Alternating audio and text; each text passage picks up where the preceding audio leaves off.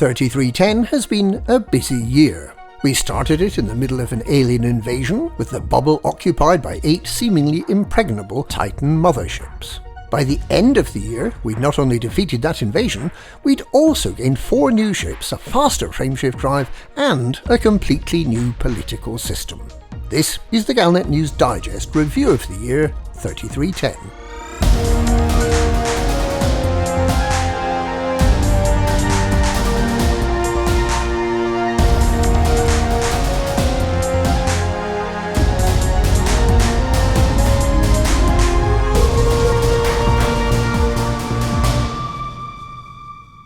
It is believed that the Thargoids invaded the human-occupied bubble as a direct result of attempts by Azimuth Biotech and its leader Caleb Wycherley, the man also known as Salvation, to eliminate them completely using the Proteus Wave weapon, a weapon that used technology from another alien species, the Guardians, a species that millions of years ago had wiped itself out while trying to eliminate the Thargoids. The Proteus Wave was fired in August 3308. It was a spectacular failure, with the Thargoids seemingly well prepared to counteract the Guardian technology used by Azimuth. They attacked and destroyed Wycherley and thousands of his followers in the HIP 22460 system, and then they called in reinforcements from far away. The intercepted reply from deep space was reported to be, "We see them. We are coming." 8 bright stars, known colloquially as Stargoids, were seen heading towards us, and in November 3308, when they arrived, we discovered that those stars were huge Thargoid motherships, bringing fleets of Thargoid ships. The Thargoids seemed intent on wiping us out, possibly believing us to be a resurgence of the Guardians that they'd fought millions of years earlier. The Thargoids rapidly took control of systems surrounding the 8 Titans and started expanding into more adjacent systems. Millions of human inhabitants were displaced or went missing. For the first year of the invasion, from November 3308 and all the way through 3309, we learned to fight back against Thargoid expansion and to start winning back systems from Thargoid control. We had no way of striking back against the 8 Titans themselves, but we had gradually developed technology to get us through the caustic cloud to see our enemy close up. Caustic sink launchers protected us from the corrosive atmosphere surrounding the Titans, and the Thargoid pulse neutralizer allowed us to pass through the Titan's electromagnetic repulsion field.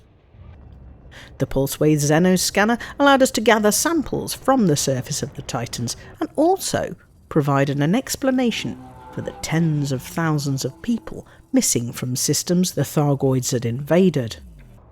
They were being kept as prisoners in pods in subsurface storage chambers inside the Titans. Subsurface extraction missiles, first available in October 3309, helped us begin to rescue these hostages, leading to the still unresolved problem about what to do with them. Right at the end of 3309, we had one of the Titans, Tyrannus, surrounded, with only a few systems left under its control, and both of its spire sites, organic industrial mining sites that supplied resources to the Titan, poisoned using a mechanism provided by Professor Palin. So, we had the firepower and the forces willing to contain the invasion, but we lacked the technology to destroy the Titans themselves. Did we have any justification in hoping that the war could be over by the end of the following year, 3310?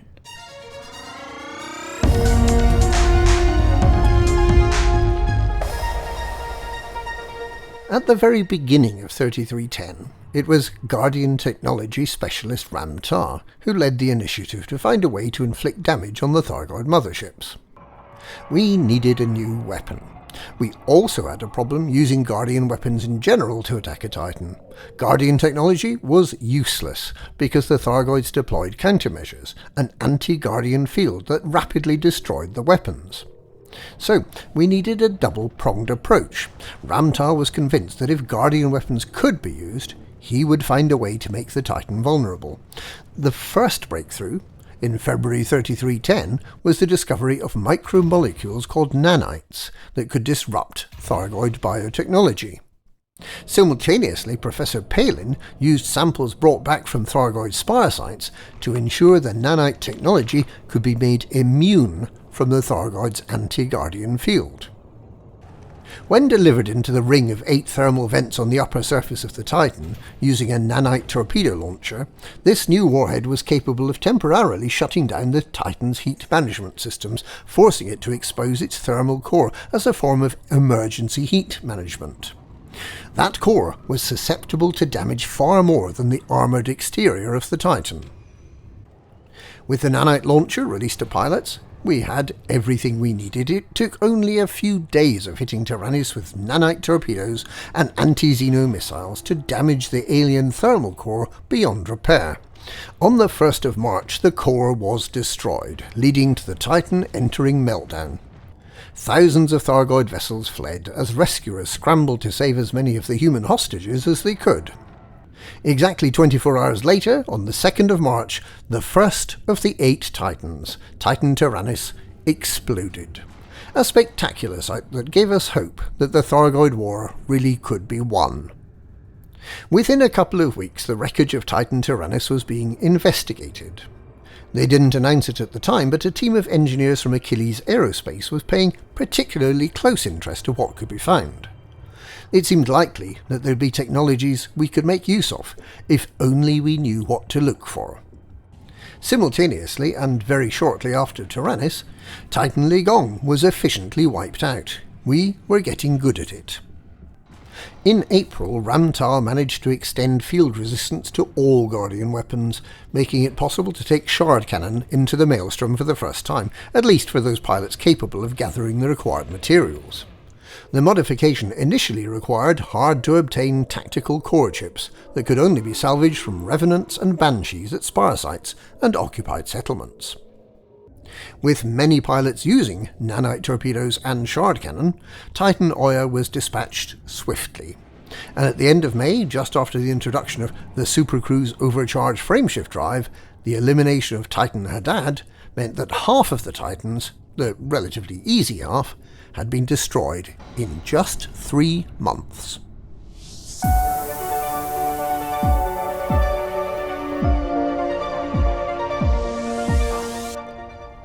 During the course of the war, there was quite a bit of technology developed to combat the Titans, in addition to the standard and enhanced ranges of anti-Xeno weapons. They were almost all derived from existing technology. The names chosen for them were not necessarily obvious. Here's a recap of the modules that were developed, where they came from, and the names they were given. To get through the caustic clouds surrounding the Titans, an efficient way of managing caustic damage was needed. Rather than develop a better limpet, the solution was to develop a variant of the heatsink launcher, the caustic sink launcher, which stores up caustic damage and spits it out at intervals. In order to get through the Titan's pulse, a variant of the shutdown field neutralizer was developed. The shutdown field neutralizer protects against Thargoid interceptors, and the device that works against Titans was called the Thargoid pulse neutralizer, leading to some confusion about which device was needed for each purpose. Guardian weapons and modules were protected by a completely new modification, anti-Guardian zone resistance, which sounds like it's against the Guardians, but actually resisting the Thargoid field that is anti-Guardian. There's a double negative in the name. In order to find parts of the Titan that can be scavenged for materials, or indeed for captive human hostages, Aegis chose not to develop an enhancement to the Xenoscanner, nor even the enhanced Xenoscanner, but instead they turned to mining technology. A modified version of the pulse wave analyzer was created. The pulse wave Xenoscanner, once again omitting the word Titan in the name, was specifically designed to examine Thargoid Titans for things that could be blasted or abraded off the surface, and also to find those concealed human hostages. How could the humans be extracted from their subsurface places of confinement? Once again, mining technology provided the answer. The rather terrifying solution was to use a variant of the subsurface displacement missile, which is designed to drill down into an asteroid and when it reaches a rich seam of ore, to be detonated, thus releasing the concealed minerals. This new missile, the subsurface extraction missile, was adapted to drill down into the Titan's subsurface storage chambers, rather than an asteroid, and to detonate in a gentle, non-harmful way, releasing the grateful hostages to be cargo scooped by the rescuer or by the hovering Thargoid scythes. After all that lot, the nanite torpedo pylon is much more straightforward. You take a normal torpedo pylon, fit a nanite warhead which has been treated with anti-Guardian Zone resistance, and there you have it.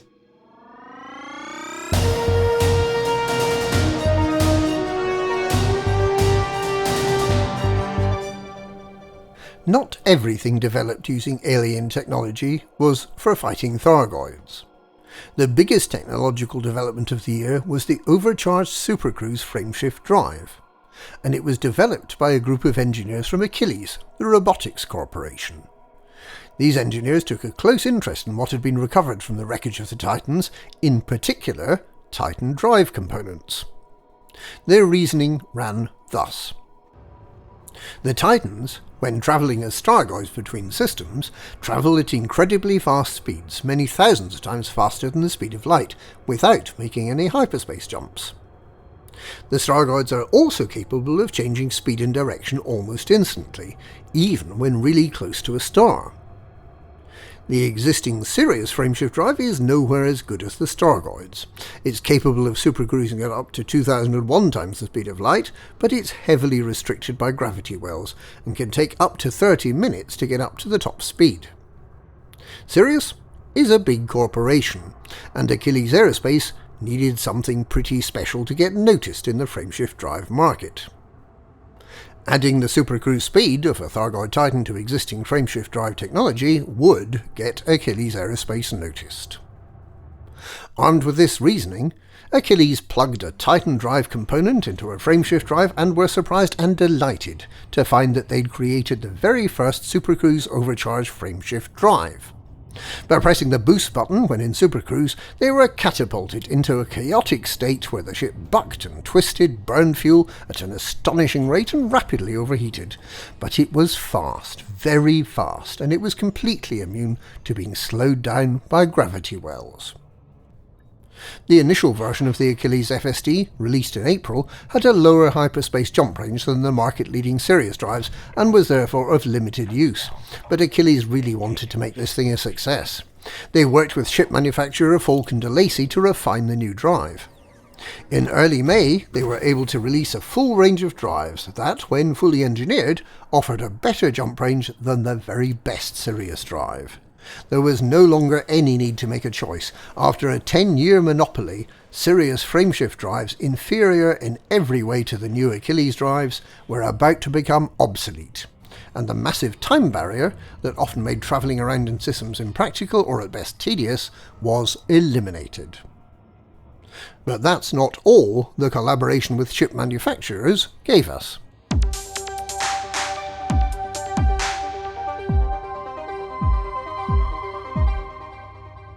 De Lacy could see the problems with the Achilles supercruise overcharged technology. They could see that the existing ship designs could never deliver the benefits of fast in-system travel and also deliver the stability, fuel economy and heat management that pilots demanded. Working in collaboration with Achilles, De Lacy developed the first built-for-SCO ship, the Python Mark II, released in May. This new ship is a combat-focused variant of the general-purpose Python, with an extra-large hardpoint and 6 utility mounts instead of 4, combined with better agility, speed, hull and shield strength. The compromises were a smaller power plant and distributor and significantly fewer large internal compartments, so it needs to be outfitted with some skill to get the desired performance. The Python Mark II is entirely unsuitable as a cargo vessel, so it's fortunate that Lakon wanted a piece of the SCO Action too. Their distinctive forklift-style Type 8 is a medium ship with a maximum hauling capacity not much less than the Anaconda. While the Type 9 and the Imperial Cutter remain the ships with the largest capacity, the Type 8 offers a good jump range, excellent stability in supercruise overcharge, and the ability to exploit markets in outposts and settlements that larger ships can't access. Despite being a freighter, it has the hard points to fight back while it makes its escape. By releasing the Type 8, Lakon has made its old Type 7 transporter completely pointless, as the Type 8 can do everything the Type 7 can do, and a whole lot more. The third, built for SCO ship, released this year, is the Zorgon Peterson Mandalay. Zorgon's stable of ships has been the most idiosyncratic of all the ship manufacturers, comprising the diminutive hauler, the excellent but now rather dated combat ship, Fer de Lance, and the niche racer and combat ship, the Mamba, which, like the FDL, sports a huge hardpoint. Zorgon's huge Panamax cargo ship, the Panther Clipper, was never released, following an argument about whether it could safely get through the toast rack. So, their SCO-enhanced exploration ship, the Mandalay, came as a welcome surprise as the most desirable ship to own. It has the longest jump range of any ship, making it possible to go exploring the outer reaches of the galaxy without having to use an Anaconda oil tanker. While it doesn't have the fastest SCO performance, it features excellent stability, heat management and fuel efficiency, so it's no longer an effort to travel across a system to map that Earth-like world you've just discovered, orbiting the second star 450,000 light-seconds away. It also features 4 medium hardpoints, so you can defend those precious first discoveries you're carrying back to Universal Cartographics. Finally, for new ships, Falcon de Lacy has released a true general-purpose successor to the Cobra Mark III and the limited availability Cobra Mark IV. The unsurprisingly named Cobra Mark V is better in every way than the two previous Cobra models. Lighter, faster, stronger, with a better jump range and the ability to carry up to 110 tons in the cargo hold. A truly amazing achievement for a small ship. Like the Cobra Mark IV, it has 5 hard points, but it has 3 medium and 2 small, compared to the Mark IV's 3 small and 2 medium. And in Supercruise Overcharge, it is fast. Really fast. A properly equipped Cobra Mark V can do the hut and run in less than 18 minutes.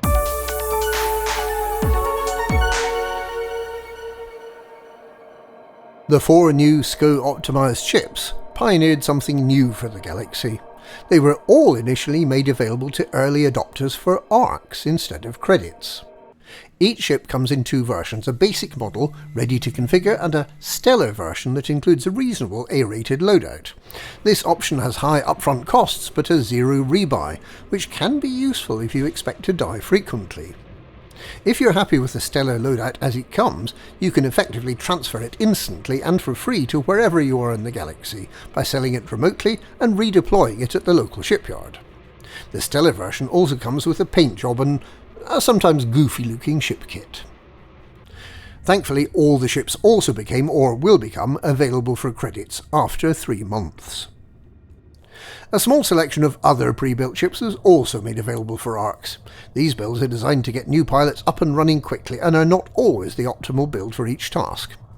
The pre-configured ships made available for sale are the Diamondback Exploration Jumpstart, the Type 6 Laser Mining Jumpstart, the Alliance Chieftain AX Combat Jumpstart, the Beluga Liner Luxury Transport Jumpstart, and the Vulture Bounty Hunter Jumpstart. The cost of paint jobs and ship kits was hiked significantly, causing some disgruntlement amongst pilots, especially those who had a large number of ARX in the bank and the value of which was dramatically devalued overnight. But at least the chrome and gold paint jobs became available again after several years' absence, so that's something. There was a major shake-up in engineering in August.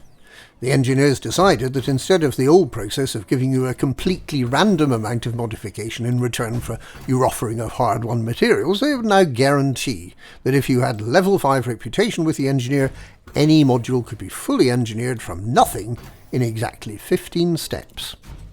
If you hadn't built up a reputation with the engineer, it might take a few more rolls, but it would no longer be random. To accompany this change, manufactured materials suddenly became plentiful. Visiting a single high-grade emission signal source would fill up one of your grade 5 materials completely, with some left over. These signal sources are common in systems in certain faction states such as Boom, and material traders make it easy to trade these materials for others, so no one would ever need to be short of manufactured materials for engineering again. Bizarrely, encoded emissions signal sources remained parsimonious, giving out very few encoded materials, so the best bet continues to be visiting poor Commander Jameson's crash site in HIP 12099 and scanning all the uplinks there. There are mysteriously more scannable objects than there used to be. Commander Jameson gets an awful lot of visitors, but not many of them are there to commemorate his sacrifice 150 years ago. As for raw materials, there are some crashed anacondas with more raw materials than before, but travelling around geological features in your SRV shooting anything that moves is probably still the best way. If you want to get your materials quicker, and don't mind leaving the bubble, the crystal shard forests on the planets around HIP 36601c, or any of the raintree forests in Guardian space, contain a silly amount of grade 4 raw materials. Flak launchers and collector limpets mean you don't even need to land. Even better, just shooting Thargoids in controlled systems would earn small drops of material as a reward when each system was eventually cleared. This is no longer available, but something similar became a feature of the new political system, Powerplay 2.0. There's one loose end that hasn't yet been explained. On the 16th of October, the Xenological Science Symposium declared that following the exciting discovery of the technology that made the SCO drive possible, there are likely to be other technological developments based on what could be scavenged from the Titans. Professor Seamus Madigan particularly mentioned enhancements in heat management. Nothing has come of that yet, unless he was referring to the cool-running SCO drive of the Mandalay. It seems likely that some other development in ship technology is just around the corner.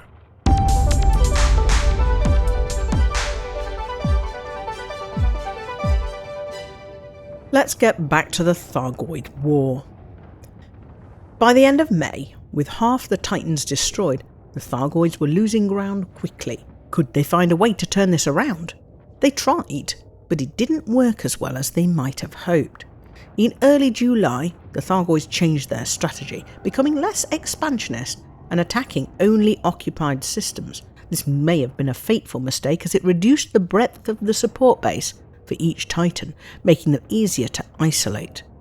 Indra was defeated in July, followed by Thor in August. It was on 19th of September, exactly a week after Aidan Tanner had warned of potential counterattacks, that the Thargoids launched the first of the 2 surprise attacks that brought an end to the invasion. They attacked Shinrata Desra, home of the Pilots Federation, with great force, shutting down most facilities at Jameson Memorial and Engineer Laurie Jameson's base. This struck deep. Many commanders rely on Jameson Memorial to buy and equip their ships.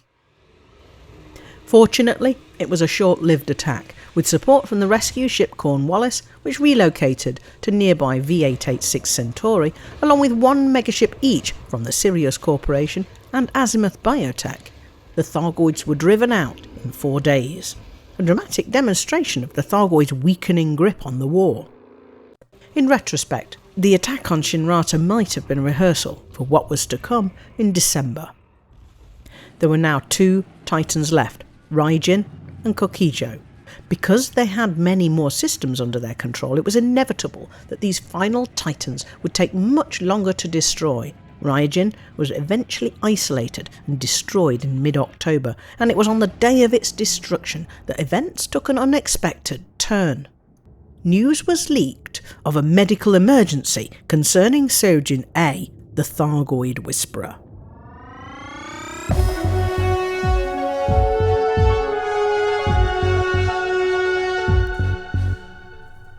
From humble beginnings and entirely against her will, Sojin A has become one of the key players in the Thargoid War. Used as a test subject in Salvation's brutal experiments in the early 3300s, her brain was implanted with a device that was intended to help her control a Thargoid scout spaceship. Azimuth had not intended her to live, but she escaped, possibly to Colonia on a courier's ship, and she remained in hiding for 5 years before revealing herself to Aegis, not long after the Proteus Wave incident. So still had her brain implant, and Aegis doctors concluded that it could not be removed without killing her. It was in any case of interest to them, because it gave So a permanent connection to the Thargoid's hive mind. Unable to completely understand the communications, she was nonetheless able to feel their thoughts. This helped Aegis anticipate the Thargoid's plans. They were soon to find that such a connection could work both ways. On the 18th of October, Sojin A suffered a violent seizure and fell unconscious. Aegis doctors noticed very high levels of brain activity in the unconscious So. Azimuth CEO Torben Rademacher declared So a danger to humanity, and demanded the termination of her link to the Thargoids by any means necessary. He was well aware that removal of the Azimuth-fitted brain implant would be fatal. Aegis ignored his demands and took care of So while she slept. When she regained consciousness nearly a week later, she had urgent information which she released to the press as soon as she could, without seeking approval from Aegis. She confirmed what many had feared, that the Thargoids had noticed her presence in their hive mind, and had entered her mind to find out what they could about her. It appears that they tried to control her body like a puppet, but failed, leaving her unconscious. But she was convinced that they probed her memories, and in doing so learned about humanity and its origins. This may have been the point when the Thargoids realized we were not Guardians, but it also meant that they knew of our home planet. Meanwhile, efforts to win back the systems controlled by Titan Kukijo, a far greater number than the other Titans, was progressing well. By the 28th of November, Kukijo had just 26 control systems remaining, with at least half of them likely to be lost the following week. It was clear that for the Thargoids, the war was lost. And that's when they made their second and final surprise attack. Titan Kukijo unexpectedly left the system it was in, travelling as a Stargoid towards the very heart of the bubble, to the cradle of humanity, to Sol and planet Earth.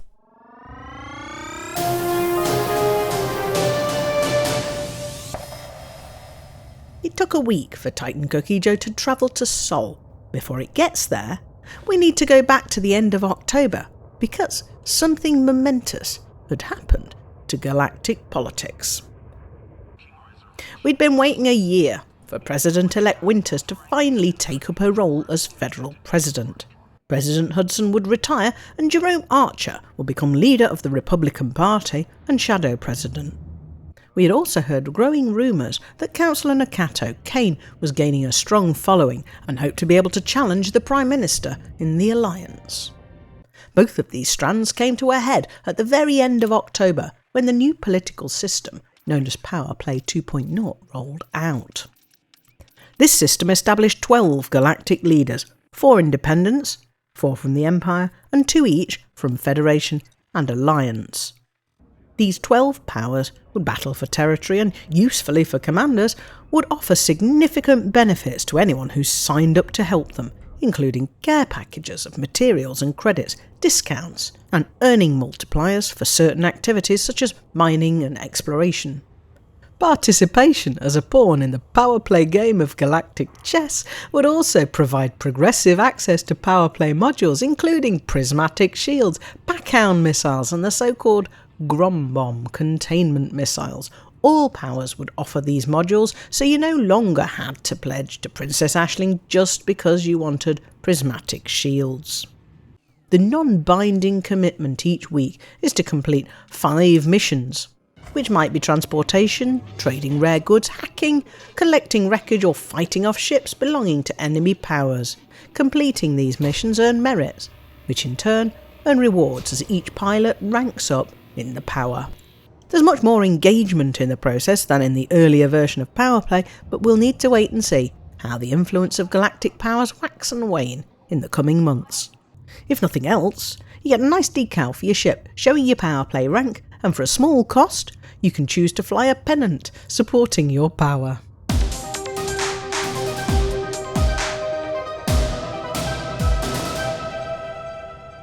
Stargoid Kokiju flew through several systems on its way to Sol, but there was never any real doubt where it was going. There was panic in Sol and surrounding systems as the alien spacecraft swept through star system after star system.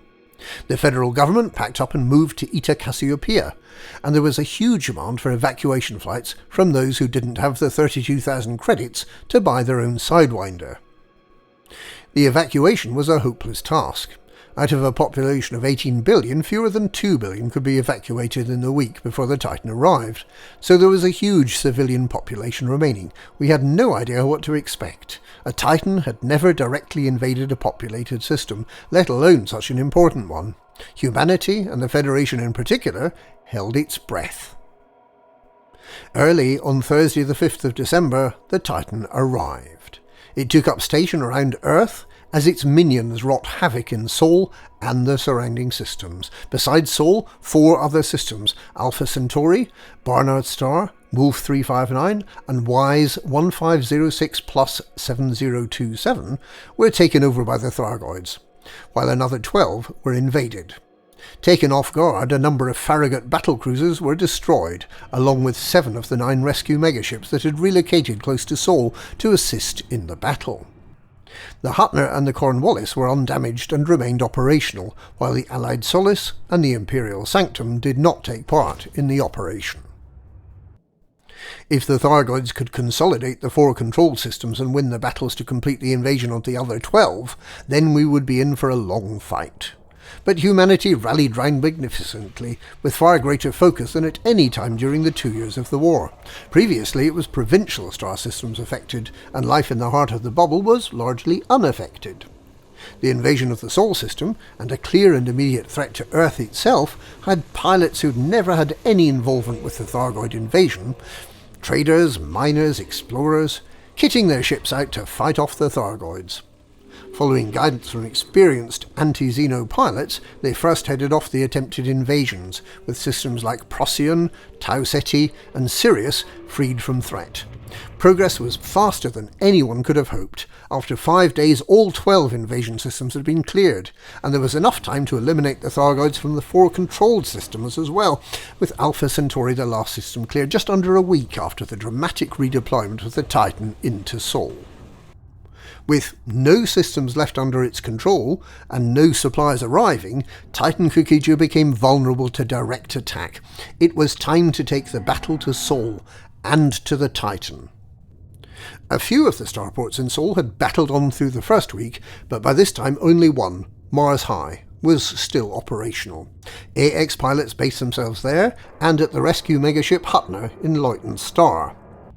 The task, as with other Titans, was to repeatedly cause it to overheat using nanite torpedoes, and then to do as much damage as possible to its thermal core. And slowly but surely we did it. At 6:45 a.m. on Tuesday the 17th of December, the final ring of the thermal core fell dark, and the Titan entered meltdown. Commanders rushed to rescue as many hostages as possible from the stricken mothership. Exactly 24 hours later, as with all the other Titans, this final Titan exploded spectacularly, bringing to an end more than 2 years of war. The Thargoids fled back to wherever they'd come from, leaving damaged stations, a caustic cloud, and a debris field orbiting Earth.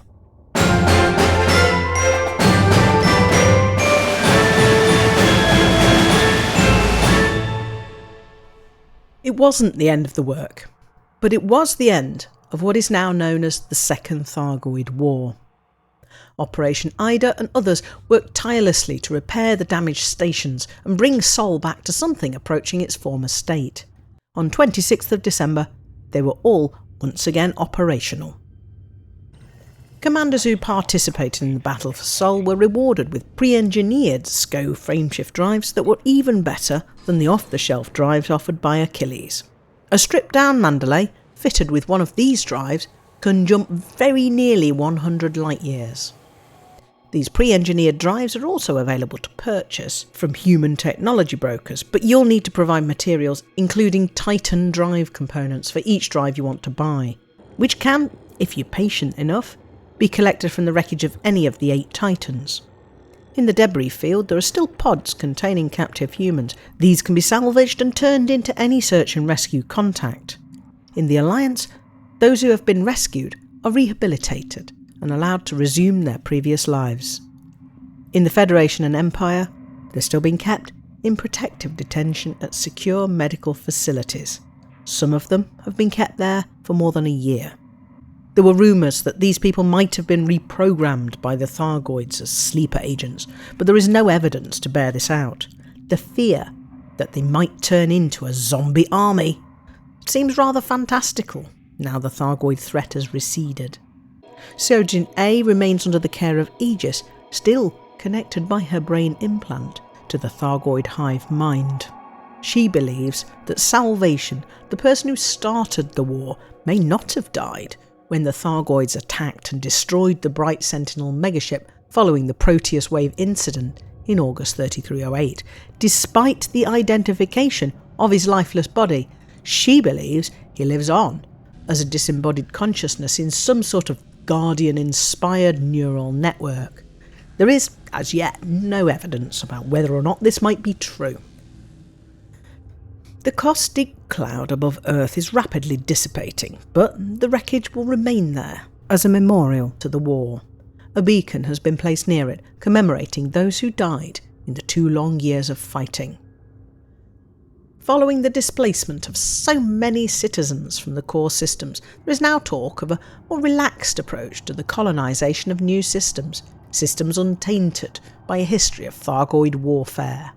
A programme is planned to start early in the new year. There's one more odd thing.